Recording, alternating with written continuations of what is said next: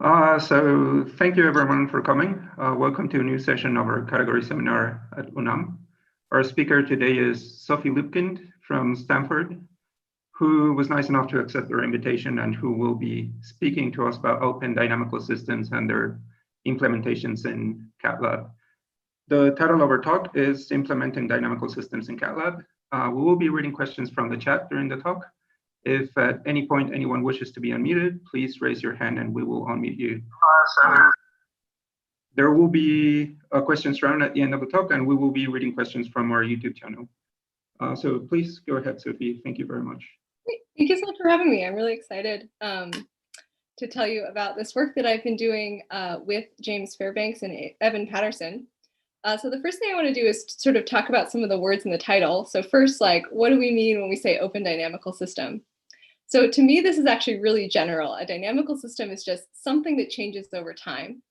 And there's a bunch of different models for dynamical systems. For example, Petri nets, which I've heard that you guys have been talking about or thinking about in the seminar. And then also things like finite state automata. But the type of dynamical system that we're going to be talking today are vector fields. So I think of a vector field as a state space, for example, R2, and at each state, a direction in which to evolve. And so that sort of gives us how we might evolve or change over time. Now, as good category theorists, we want to say we don't just care about dynamical systems, but we care about how they compose. So how do we compose open dynamical systems? And sort of a toy example of this is like, say I'm a scientist and I'm studying an ecosystem that has 100 species in it. Now, I don't want to try and model all 100 species all at once. I might want to take sort of like primitive interactions between maybe 2 or 3 species and compose those smaller primitive systems into my full ecosystem. So that's one way we might want to care about like these open dynamical systems and compositions. So one problem with that is even if informally as the scientist, I think of my ecosystem as the composition of these smaller systems, when I go to program it, I still have to write down my just like 100 variable ODE, which is like prone to user error. And also when I'm analyzing my system, I can't take advantage of that compositional structure. So what we want to do here is actually implement these open dynamical systems in Catlab. And Catlab is a framework for applied category theory in the Julia programming language. And it's going to allow us to actually build these models compositionally and then hopefully design algorithms that take advantage of that compositional structure. So here's my sort of mental map for this talk today. We have sort of these 3 worlds, Catlab, which is our programming world, pictures, which is like this sort of intuitive world where we can draw compositions of dynamical systems. But then just to show that like I'm not just drawing pictures willy-nilly, these pictures do represent some concrete mathematical objects, which we'll be talking about today. And we're going to talk about 3 styles of composition: machines, resource sharers, and resource sharing machines. And I want to start off by giving you sort of a flavor for how we compose dynamical systems in these 3 different sort of doctrines of composition. So let's start with machines. So say I have a system that models how fast grass grows. But grass grows, we need some input for grass to grow, so we need some rain. So we have rain coming into the system, and based on the rainfall, the grass will grow at some rate. And now we also have a model for weather patterns. So is it raining? When is it sunny? And we can output from the system rainfall. So how will we compose these systems? Well, we can send the output of the weather system as the input into our grass growing system. And this is how we would compose these systems as machines. Notice that this wire is directed, so information is really flowing one direction from the weather system into the grass system. Now, resource sharing is a little bit different. So say we have 2 systems, one that sort of drains a lake, and another system that's going to add water to a pool of water.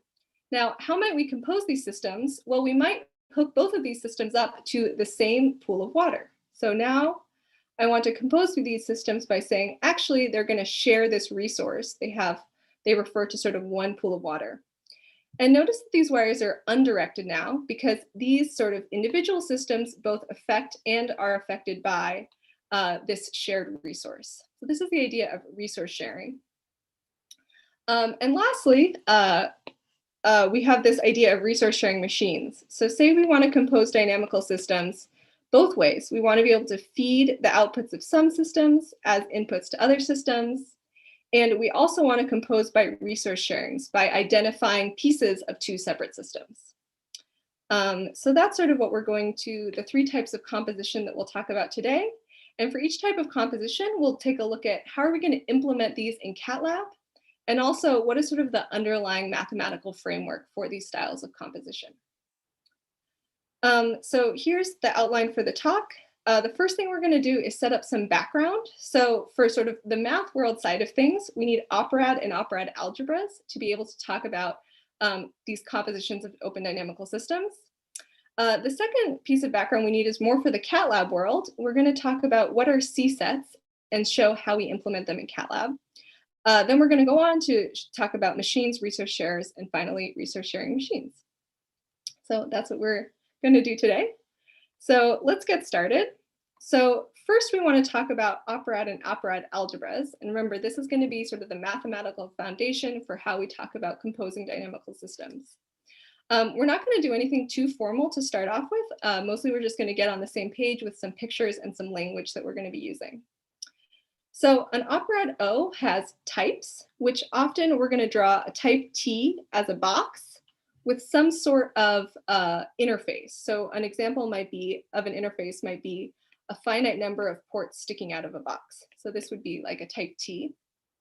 And an operad also has morphisms from some domain types like S1 through SB to a codomain type T.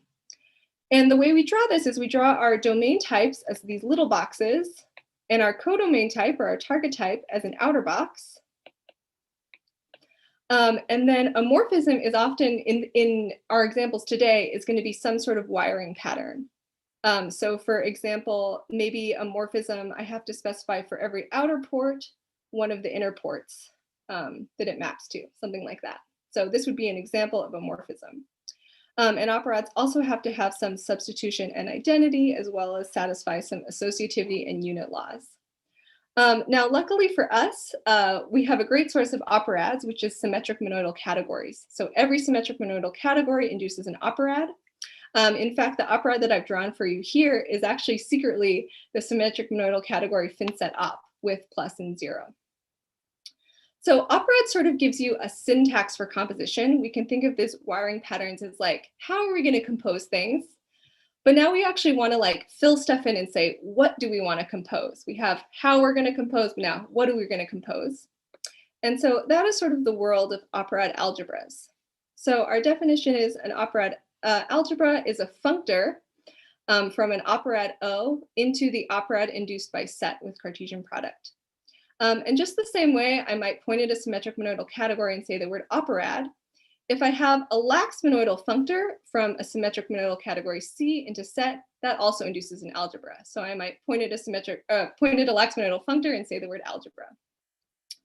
So let's talk about what sort of an algebra gives us. So on types, on a type T, f of t is going to be some set.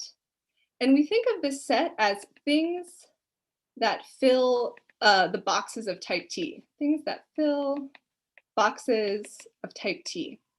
So if I want to say fill this box, I can pick something in this set and pop it in the box. That's the idea of what my algebra does on types.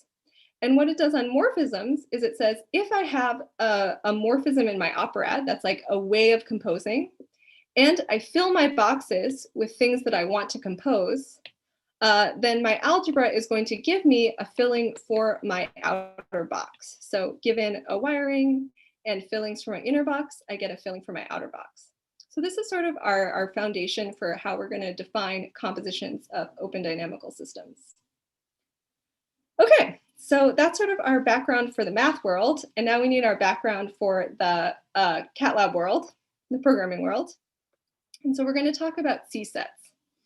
So C-sets have a really simple definition. They are just a functor S from a category C into set. Now let's see how a functor like this can help us implement something like a graph. So here I have a picture of a graph. This is sort of a category theorist graph. We can have multiple edges between two vertices and edges from a vertex to itself. So what does a graph G consist of? First, we need a set of vertices, which we'll call GV. Here we have 3 vertices, 1, 2, 3. We also need a set of edges, which we'll call GE. And here we have 4 edges, 1, 2, 3, and 4.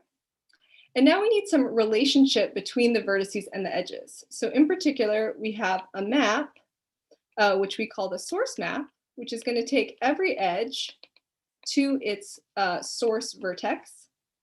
And we also have a map, which we'll call target, which takes every edge to its target vertex. So for example, this edge 1, its source vertex is 1, the first vertex, and its target vertex is 2, the second vertex.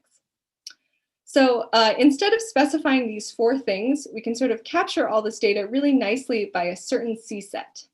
So the first thing we need to do is say, what is our sort of category going to be? We're going to call that category the theory of graphs. And this category is really, really small. It only has 2 objects, one called E and one called V. And it only has 2 non-identity morphisms, source and target. So given this theory of graphs, what is G? What is a graph G? Well, it's just a functor from this category into set. So a graph is just a C set over this specific category. So now let's see how we can implement C sets in Catlab. So if I want to implement a graph, the first thing I need to do is define my theory. So to define my theory of graphs, the first thing I do is I say, what do I want my objects to be? Just B and E. And I need 2 morphisms, source and target. That's my theory of graphs. Now I'm ready to implement this specific graph that we talked about on the last slide. So what do? I'm going to initialize my graph G. Then I'm going to add 3 vertices and 4 edges. And I also need to specify for each edge, what is the source vertex and what is the target vertex. So just a couple lines of code. And one thing that Catlab can do in the case of graphs is we can actually, it'll produce sort of a visualization of my graph G. So Catlab will produce that image for me. And we see that it's indeed the graph that I wanted to produce. So we want to extend the idea of C sets sort of one step farther. Sorry, is there a question or? Oh, cool. Sorry, so we're going to extend it one step farther to this idea of attributed C sets. So a labeled graph is what we call an attributed C set, or atchit. That's sort of how we pronounce that word. So we need to extend our theory of graphs to a theory of labeled graphs. We still have edges, vertices, source, and target. But now we're going to add this additional object X and an attribute label. And the reason why it's in a different color is it's slightly different. In Catlab, we implement objects as finite sets, so we can just use Julia integers to represent them.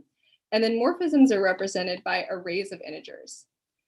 Versus my data object X can now map to any Julia type. So X might be strings or real numbers or functions. And then my attribute is going to assign to each vertex something of that type. So let's take a look at how we implement this in Catlab. I want my theory of labeled graphs, which is going to inherit from the theory of graphs. So mostly they're the same.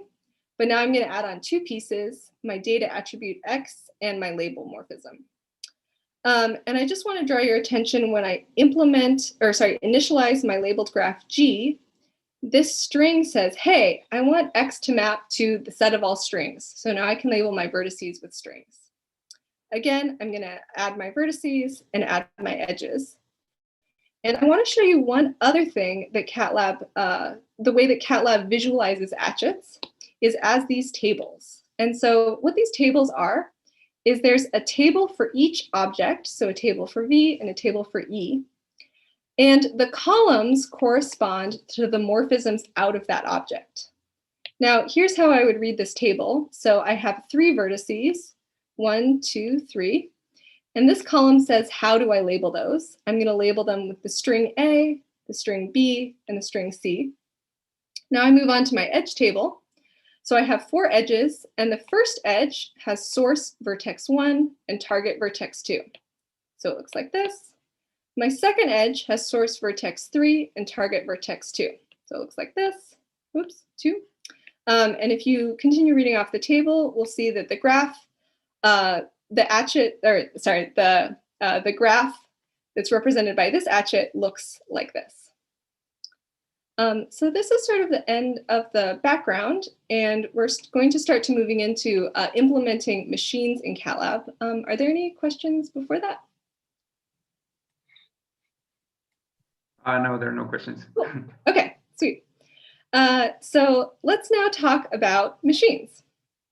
I like to draw machiny things in purple and resource sharing things in blue, so I'm gonna switch my colors. So we'll start off with a motivating example.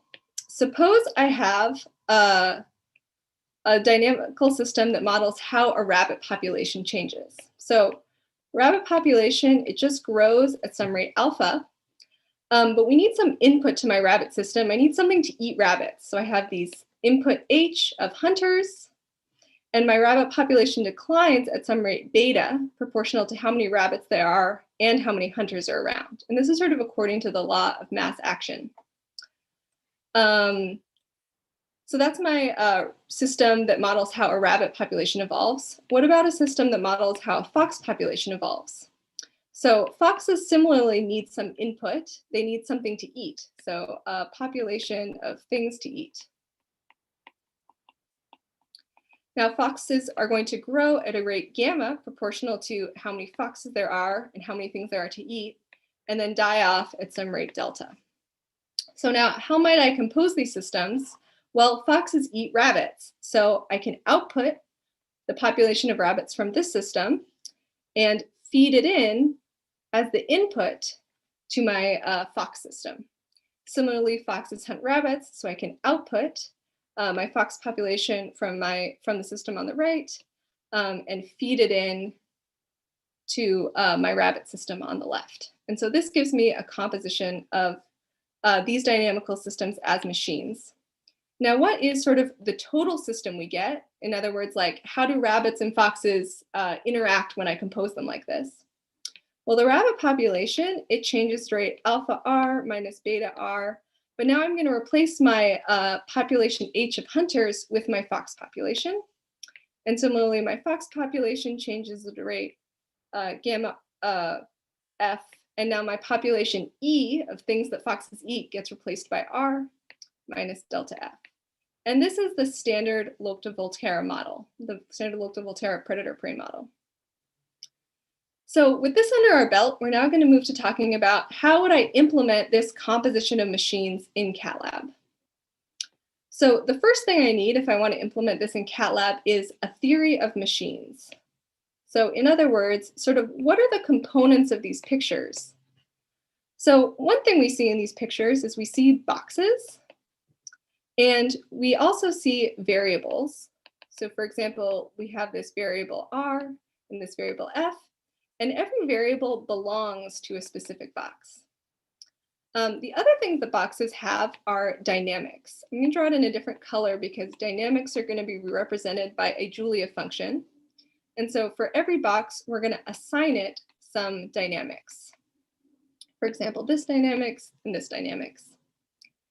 So that sort of takes care of our boxes and our variables and our dynamics. And now what about sort of the composition-y side of things, the wiring up of stuff?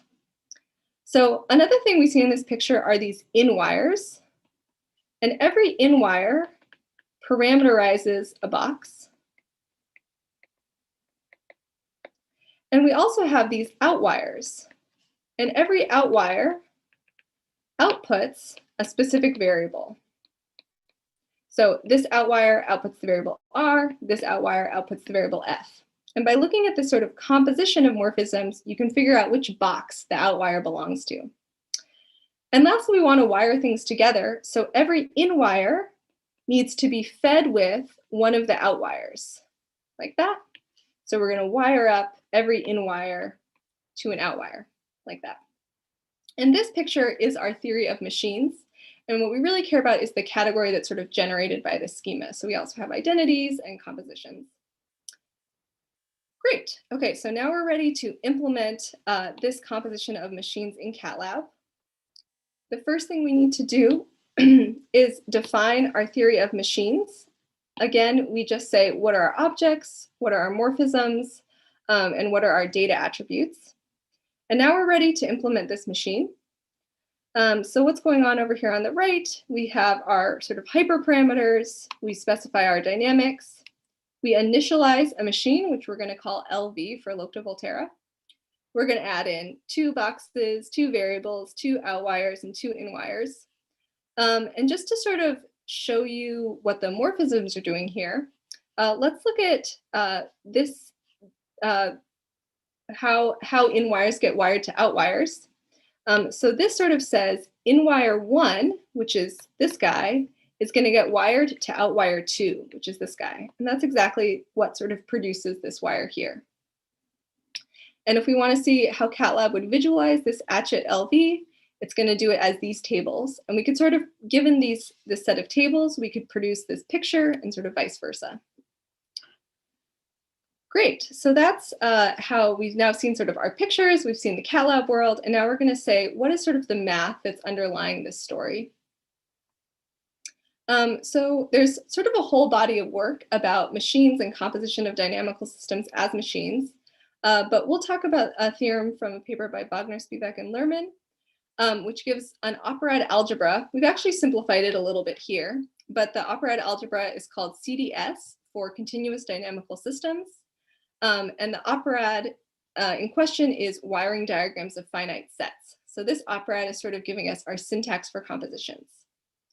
Now, every time I tell you about an algebra, I'm going to try to tell you what are the types. So what do the boxes look like? What are the morphisms? So how do we wire boxes together? What is the composition syntax? And lastly, how do we fill boxes? So like, how do we specify the things that we want to compose? So for our operad wiring diagram of finite sets, our types are boxes with a finite number of incoming wires and a finite number of outcoming wires. And for a morphism from sort of these inside boxes to this sort of target outside box, we have to specify 2 things. The first thing we have to specify is we have to feed each of the incoming wires to the inner boxes. And we can feed them either with incoming wires to the total system or outgoing wires of one of the other inside boxes, or its own inside box, I suppose. And the second thing we have to say is what do we feed these sort of outgoing wires to the total systems? We have to wire them up to one of the outgoing wires of the inner boxes. So here's sort of an example of a morphism in the operad wiring diagrams of finite sets. So the last thing I have to tell you about is how do I fill boxes? In other words, what is the set CDS of one of these types, M, N? So we get a set of fillers. We're going to fill boxes with 3 things. The first thing we need is a set of variables. So a set S, a finite set S of variables. Next, we need some dynamics. And this is going to be a parameterized vector field where the parameters is the parameter space is Rm. So you're sort of imagining a real number coming in on each of these wires times the state space Rs. And we say for each state, how is the system going to evolve? And lastly, we need a readout map, which is going to take a state and give us an output in Rn. So we're imagining a real number coming out of each of these output wires. So again, if I take one of these triples, I can pop it into a box that looks like this. This is sort of the math that's underlying our story. Now let's take a look at sort of our 3 worlds together. So in the Catlab world, we have our atchit M, which we visualize as these boxes. And now given an atchit, we can turn it into a picture. So I can sort of take these boxes and draw the corresponding picture. I can also go the other way. So given a picture, I can implement it in Catlab using my sort of atchit framework. So we have this correspondence between the pictures I like to draw and implementations in Catlab. So now we want to connect these up to sort of the math world. So given a picture, I actually get 2 things in the math world. The first thing is, say you take this picture and you get rid of all of the dynamics and all of the references to variables. What you're left with is a wiring pattern, i.e. a morphism in the operad wiring diagram of finite sets. And the domain types, or the inner boxes, really correspond to each of the inner boxes in my picture.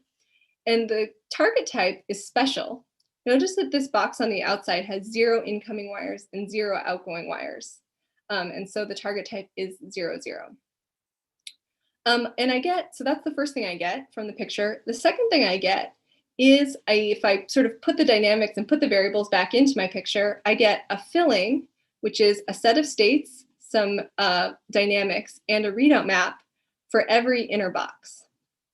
Now, what my algebra says, so now that I sort of have this correspondence between these 3 worlds, I can use some ideas from the math world to sort of motivate what I might want to program in Catlab world.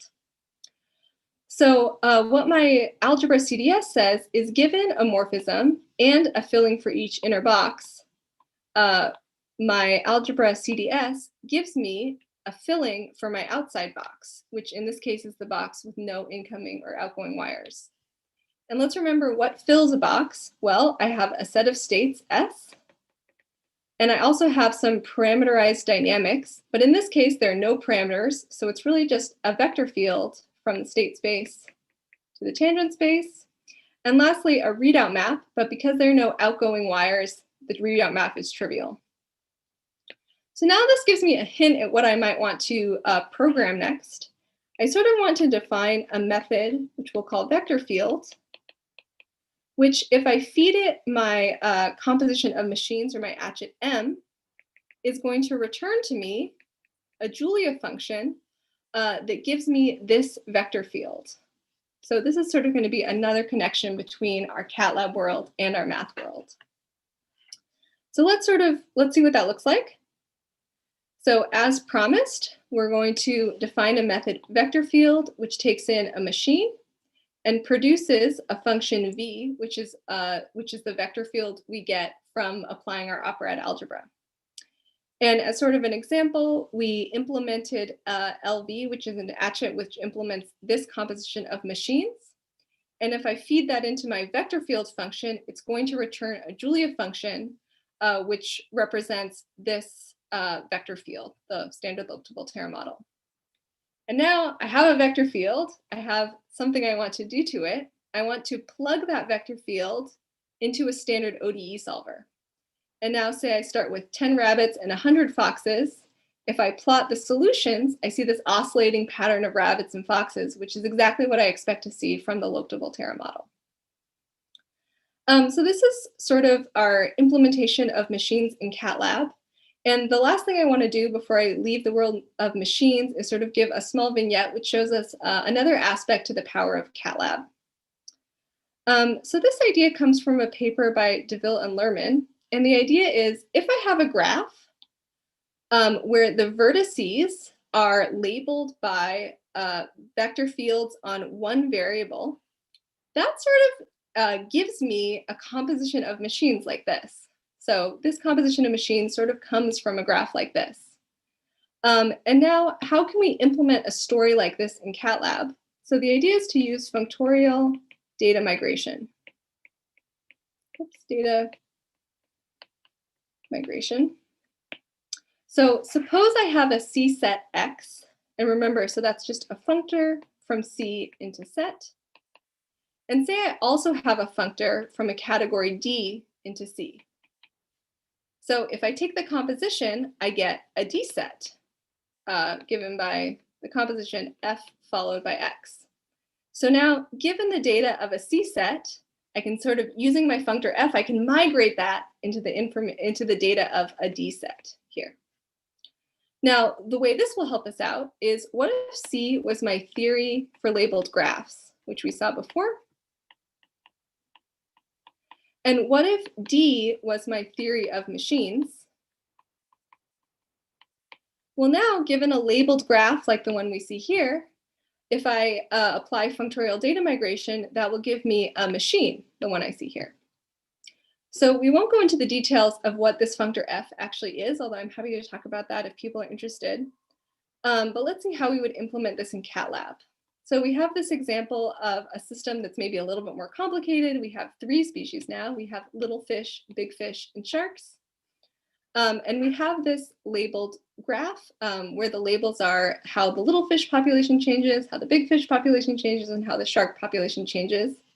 And these arrows represent sort of a little fish and big fish interact by eating and being eaten by each other. And similarly, big fish and sharks interact. So to implement this in Catlab, we start off with our sort of hyperparameters, our dynamics for each system. And the first thing we're going to do is construct a labeled graph.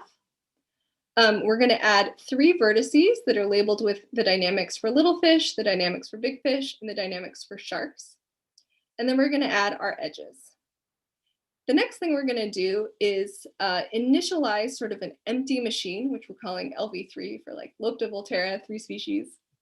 And now we're going to migrate into that machine the data from the graph that we just constructed using our functor F from the theory of machines into the theory of graphs. And that just says where an object's going to map to and where a morphism is going to map to. And now what we see on the right is sort of the tables corresponding to my machine, now my filled-in machine LV3. And you'll notice it has, 3 boxes, a bunch of wires, and I'm sort of grateful that I didn't have to by hand program all these. That keep track of where things mapped to. I could specify really with just these 3 simple lines. Great, and so now we can do our favorite thing to do, which is since we have a machine, we turn it into a vector field, plug it into a standard ODE solver, and plot the results. And so we see this oscillating pattern of little fish, big fish, and sharks. So that's sort of the end of our machine story. We're going to now move into resource shares. So again, the first thing we want to do is sort of give a motivating example for what is a resource share, how are they useful? So suppose I have 3 systems. My first system is going to model how rabbits grow. So on their own, rabbits just grow at some rate alpha. We also have a system that models how foxes decline. So foxes just die off at some rate delta. And lastly, we have some model of how rabbits and foxes interact. And we call this rabbit-fox predation. And so rabbits is sort of when rabbits and foxes interact, rabbits are going to be eaten by foxes, so they're dying off at some rate beta proportional to the number of rabbits and foxes. Foxes are eating the rabbits, so they're growing strong and healthy, so they're growing at some rate gamma proportional to the number of rabbits and foxes. Now, if you look at the model like this, it sort of looks like there are 2 separate rabbit populations. Let me switch my colors to blue. Blue for resource sharing. So if you look at it like this, it looks like there are 2 separate rabbit populations, one that grows and one population that gets eaten by foxes. But of course, that's not true. Really, there's just one pool of rabbits that both of these systems are referring to. So the way we model that in the resource sharing world is we're going to expose these 2 rabbit populations and identify them with the same pool of rabbits. And similarly, there's not 2 fox populations, one that eats rabbits and grows strong and healthy and one that just dies off. There's only one fox population. And we're going to identify these 2 by exposing these variables and then identifying them with the same pool of foxes. So now, what does this composition of resource shares give us? So this is going to give us a single system that says, how does the rabbit population change and how does the fox population evolve? So the slogan for resource sharing is sort of like add along identified variables. So the rabbit population changes, we're going to add the effects of our rabbit growth model and the effect from the rabbit fox predation model. So R dot is going to equal alpha R minus beta RF. Similarly, we're going to add, for the fox population, we're going to add the effects of these 2 systems. So we get gamma RF minus delta F. And so now we've constructed, again, the Lope de Volterra model, but this time as a composition as resource shares, whereas in the past we were doing it as machines. So now that we sort of have the idea of resource sharing, we're going to move to implementing them in Catlab. So in Catlab, the first thing we need is a theory of resource shares, which is going to tell us about like what are the components in this picture. So just like in the case of machines, we have boxes And those boxes, and we also have variables. In this case, we actually have 4 variables, 2 rabbit variables and 2 fox variables. And each variable is going to be assigned to a box. And boxes also have dynamics.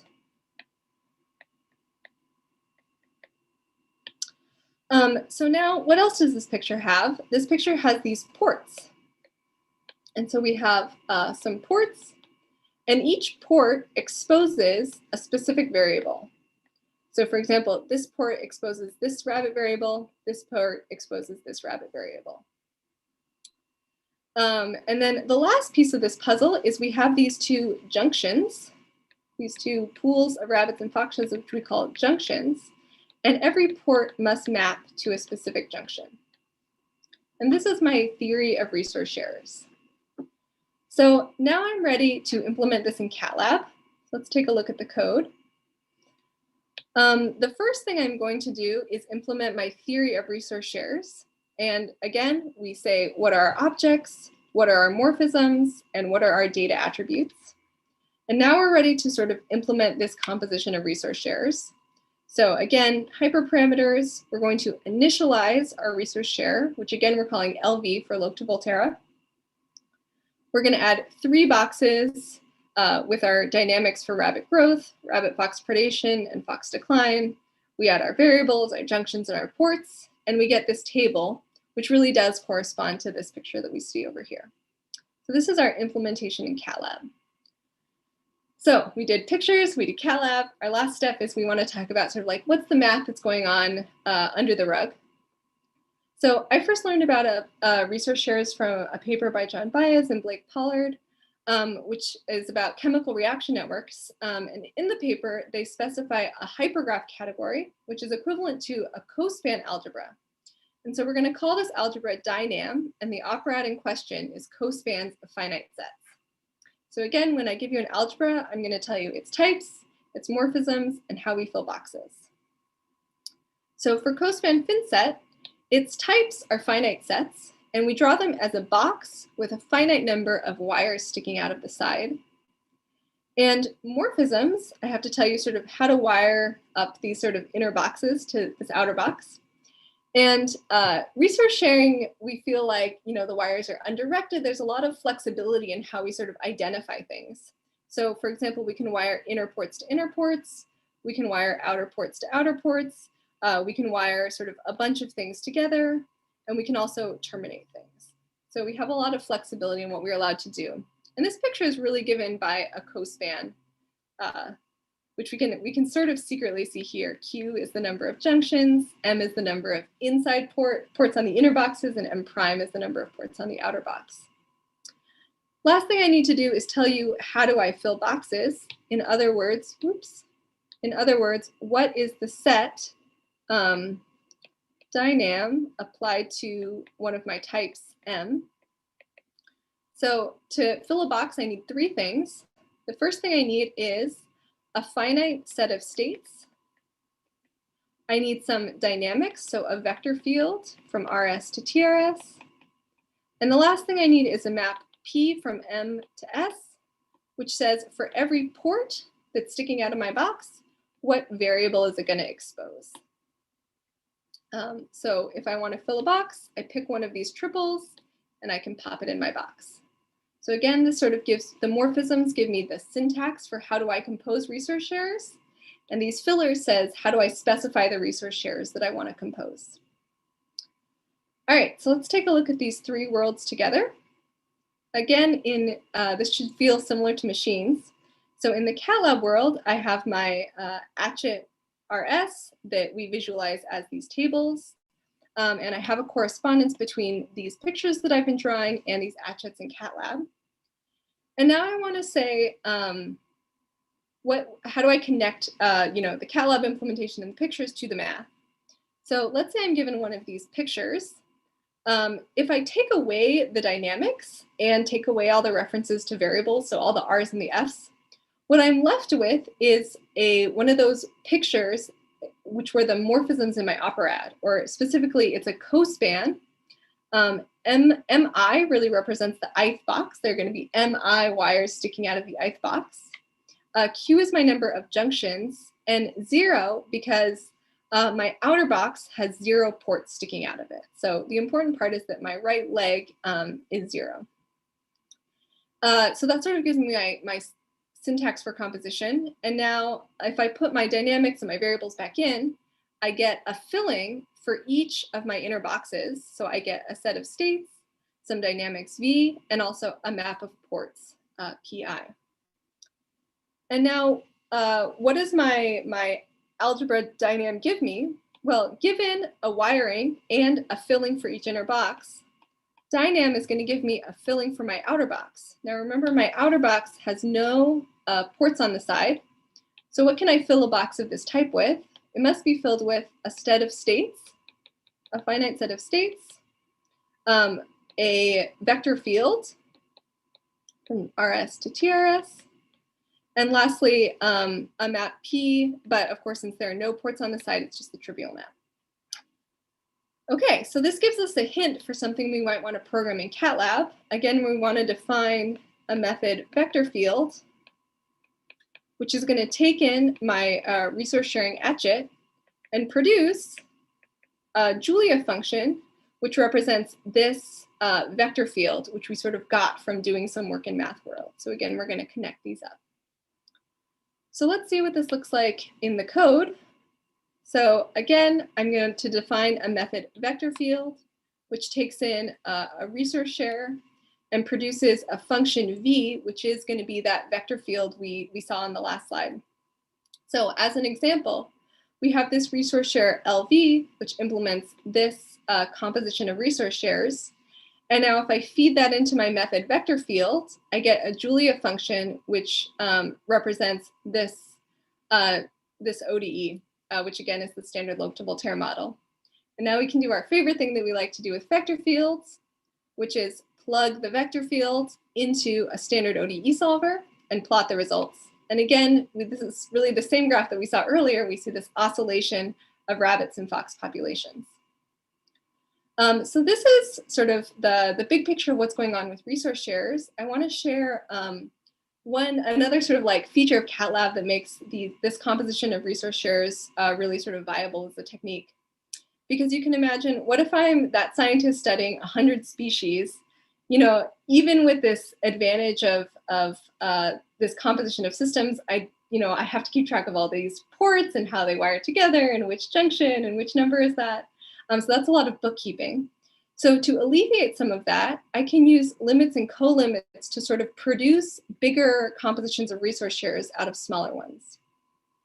So here we're going to talk about a push out. And let's say I have two models. So I have sort of this rabbit fox model, which says, you know, how do foxes eat rabbits and vice versa, or not vice versa. How do rabbits get eaten by foxes? And also a rabbit hawk model. And really the only difference between these two are sort of the rates, the hyperparameters here. And so now we might want to sort of compose these and say like, okay, so what, you know, how do rabbits, foxes, and hawks interact all together? So a naive approach might be, well, I have these two rabbit populations. Why don't I just identify them? And that's a great idea, but the problem is that, remember, the slogan is add along shared coordinates. So it's going to add the effects of these two models of rabbit growth. So it's really going to double the rate at which rabbits are growing, which is not how rabbits work. So we need a different strategy, and that strategy is going to be to create a push out. So in both of these systems, we have this sort of model of rabbit growth, and we think of it as having one port and one junction, very simple. And we have these inclusions sort of into these two systems. And now if we take the push out of these systems, we should get some rabbit, fox, hawk. Sorry, that looks like waves. This is my bird drawing. My rabbit, fox, hawk ecosystem. So before we see the code, I want to talk a little bit about like, what is this arrow? So let's remember that what is this model? This is a functor from the theory of resource shares into set. This model is also a functor from the theory of resource shares into set. So a natural thing for this map to be is a natural transformation between those functors. And that's exactly how we implement them in Catlab. So let's take a look at some of the code. So the first thing we want to do is implement our three models, our rabbit-fox model, our rabbit-hawk model. Those are implemented here. We sort of have a generic method for producing these like Log-to-Volterra resource sharing models, and when we just feed in different hyperparameters. And then lastly, we have sort of our rabbit model, which just models rabbit growth. Then the next thing we need to do, so we've implemented those. Now we want to implement these natural transformations, which is just one line of code saying sort of, the action on what happens to objects. And then we can take the push out of these two transformations, and that produces this rabbit-fox-hawk model. So that's producing this guy. And now if we look at the table, the way the Catlab will visualize this rabbit-fox-hawk model, we see it has 5 boxes, 7 variables, 7 ports, all this wiring, and we're like very grateful that we did not have to construct this by hand. This was something that we got just by doing a push out of much more simple models. And then the last thing we want to do is take our resource share, the rabbit-fox-hawk model, turn it into a vector field, pop it into a ODE solver. And so if we start out with 100 rabbits, 50 foxes, and 200 hawks, we see this oscillation pattern between the three species. And notice the green line, the hawks are sort of dying off. The foxes are eating rabbits so fast, the hawks can't sort of get in, they're just sort of dying off. Yeah, so this is the story of now machines and of resource shares. And the last thing I want to talk to you about today briefly is the idea of resource sharing machines. So I got very interested in the idea of these resource sharing machines. I have a paper on the archive about them. And I was sort of reading about these machiney things and these resource sharing things. And I was like, wow, they have a lot of similarities. You have these boxes that you fill with dynamical systems, and then you compose them in some way. But they were really like two separate stories. And I was like, I want them to be sort of the same story. And that's the story of these resource sharing machines. And what was really cool about implementing these guys in Catlab was it really brought to light, like, what is a resource sharing machine and how is it related to machines and resource sharers? So here we have a picture of the theory of machines and the theory of resource sharers. And notice they have this similarity. They both have boxes that we sort of fill with variables and dynamics.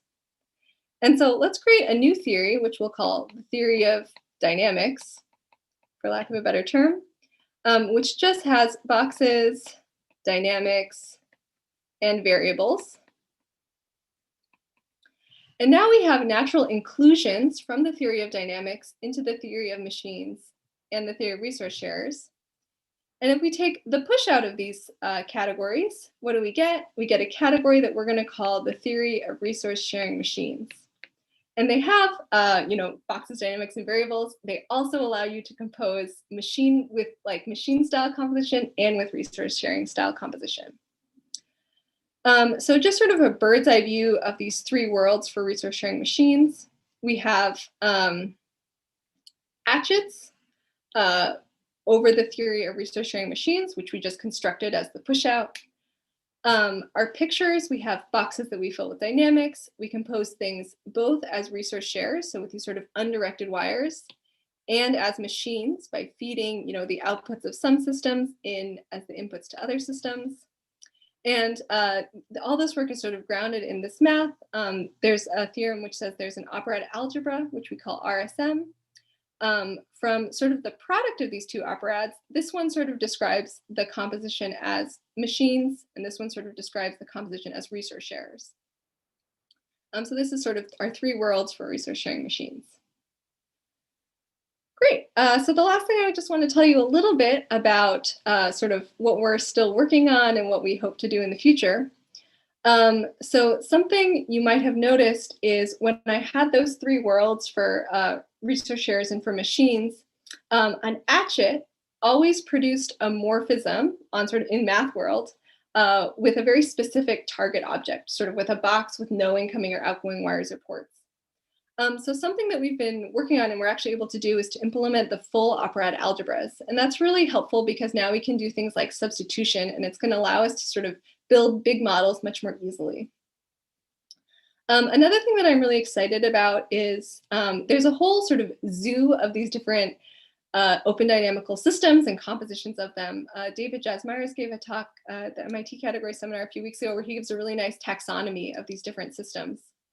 And so we want to both be able to implement these other types of open dynamical systems in Catlab, and then also to map between them.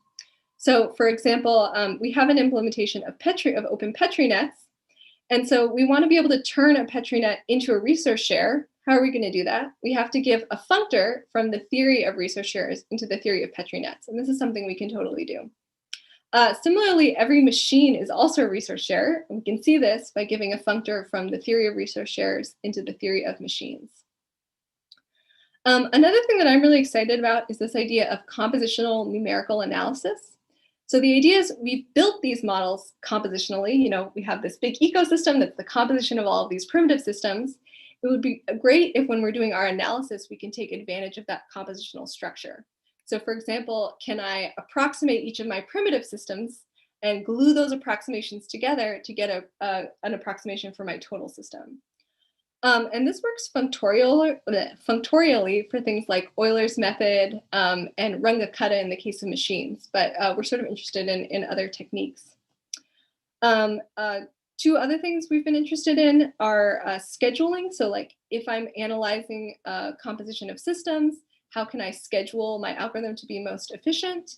And also algorithm design, especially ones that sort of involve some of our more categorical structures. So that's all. Thank you so much.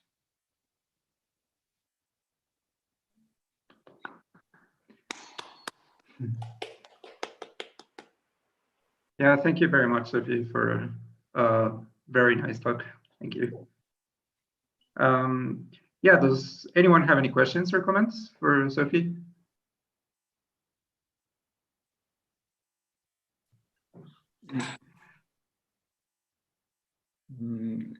How can we download Matlab, or how we can install in our computers Matlab? Oh yeah, I will. So there is, how do you install it?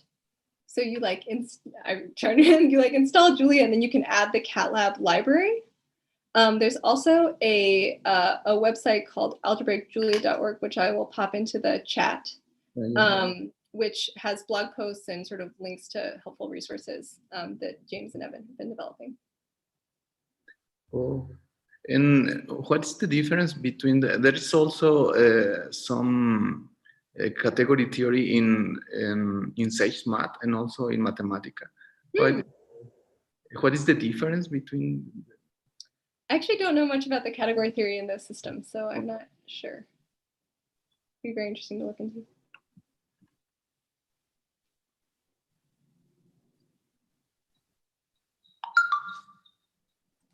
Anyone else? Does anyone else have any questions or comments? Well, I do have a couple of questions, if that's okay. Sure. It also like there's another question. There's another question. I'm sorry. Hello. I'm wondering if you have some plans at the future to make a database to use in another language. Interfaces in other languages. So I'm not an expert on Julia, but I think there were some sort of like under the hood reasons why Julia was a really great language to start developing the system in.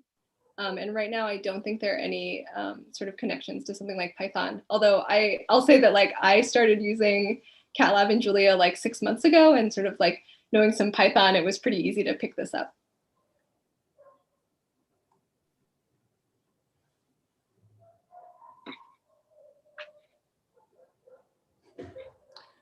Okay, I guess I can ask a question now. So first of all, thanks for this talk. I think it's really extremely interesting what you're doing.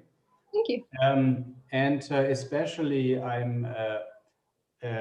mean, something that I haven't seen before is this kind of transition from what you call the machine context, where you have arrows on the graph, to this resource sharing context.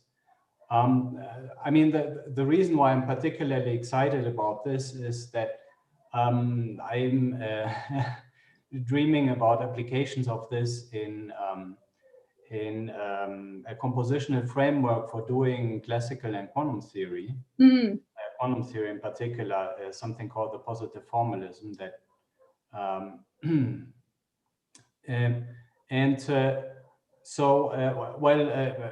maybe a small question about future directions. That do you have thought about any generalization to a quantum context of this? I mean, where you replace the variables and vector fields that you're working with for example, vectors in Hilbert spaces and stuff like that. Yeah, I haven't personally thought about that, but there are certainly like a bunch of different, again, like this whole zoo of different types of open dynamical systems. And I'm sure that would be a very interesting thing to add, although I haven't seen anything specifically about it. I do know, I guess John Baez had a paper recently with compositions of like Lagrangian systems and Hamiltonian systems. I don't know how related that is, but certainly has some physics overlap. Okay, thanks.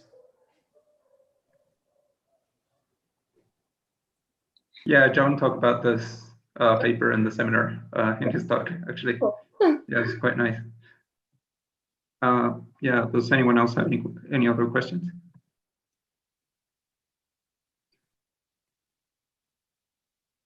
Well, I suppose a bit related to Robert's question.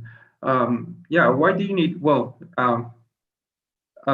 is there a possibility, I suppose, of generalizing it or your result on your algebra of resource sharing machines, or the Wagner-Spivak-Lerman, or Bayes Pollard's algebra to sets, not finite sets, or something larger, possibly infinite or different?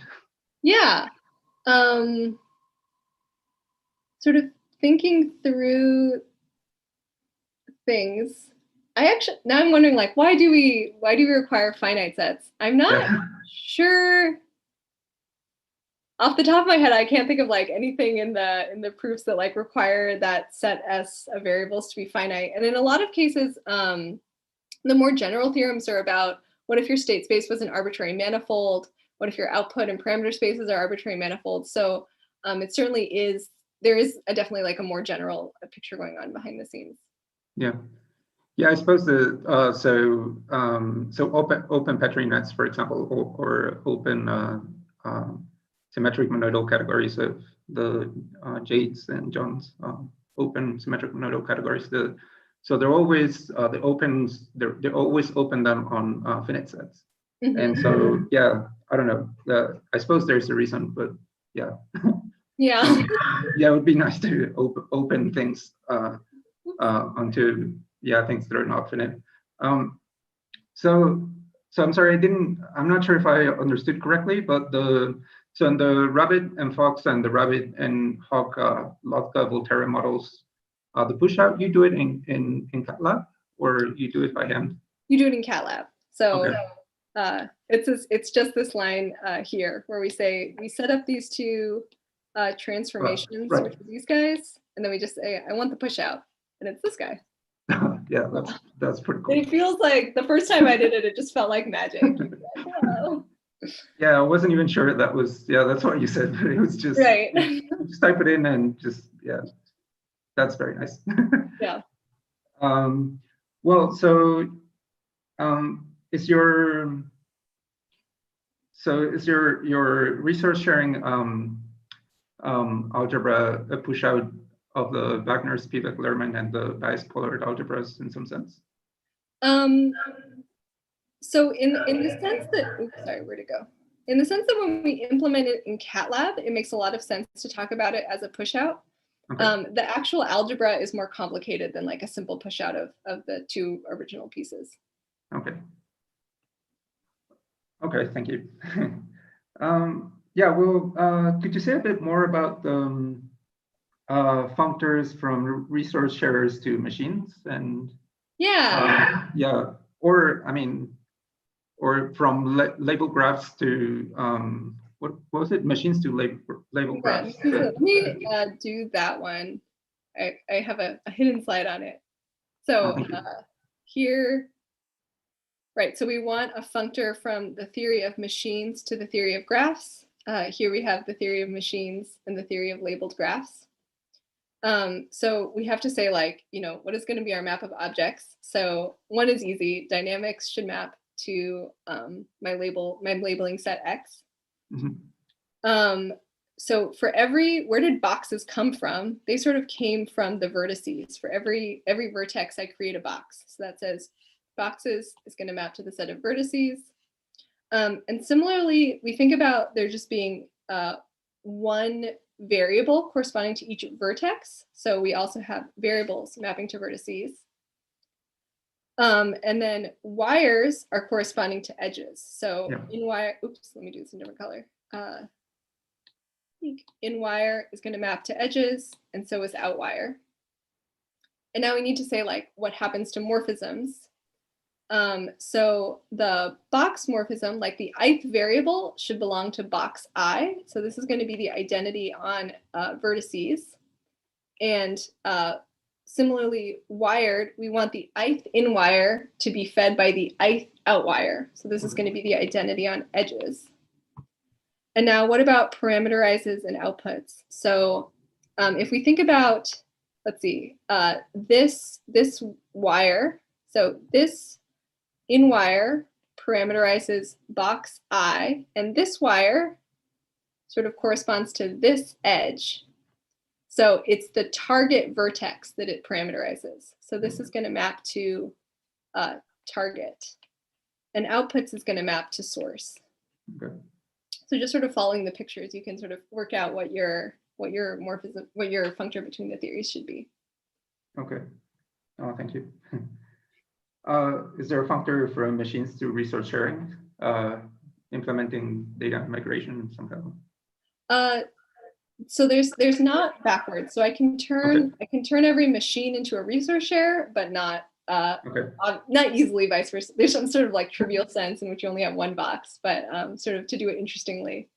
Something I'm actually really interested in is, given a resource share, how can you cut it up so it looks almost like a machine? Like, to me, this is sort of like how I go about the world. Like, things in the world are just sort of interacting by like hitting each other. And I divide up the world into sort of these discrete pieces, which I think of as like information flowing between one and the other, which I think of like machine style composition. So this sort of like maybe an adjoint or something is like something I'm very interested in. Yeah, that would be a very, that's actually an interesting question. So, yeah, I think those are all my questions. Thank you. Yeah, thank you. Does anyone have any more questions or comments for Sophie?